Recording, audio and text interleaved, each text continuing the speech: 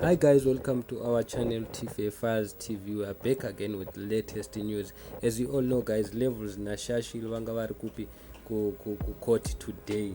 So ku court zvanzi levels has been granted 20,000 RTGS bail to appear in court on the 20th of December. Bail conditions zviri kunzi reside at given residence, 20,000 RTGS report at police, not to interfere with witnesses. Ndozvataurwa kuti hafana kuti aita inonzi interfering with my witnesses achona.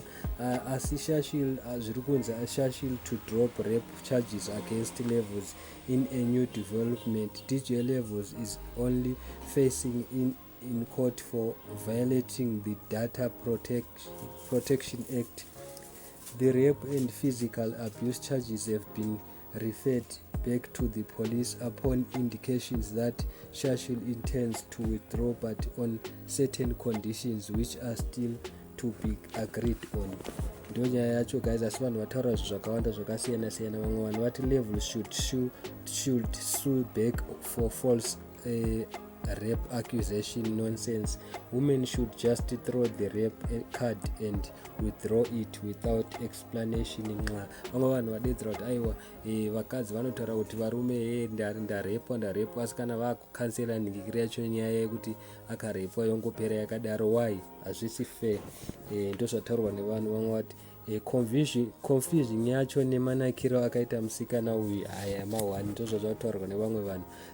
Mumwe munati the only strong woman under the sun who can withstand mjolo is my titi, the rest you will cry. Chibosiyana inazvo. Vamwe vakati drama should be Shashl's second name. Vamwe vati zverepu it was just a drama. Munhu yainakirwa zvake. The only thing levels did wrong was leaking the videos.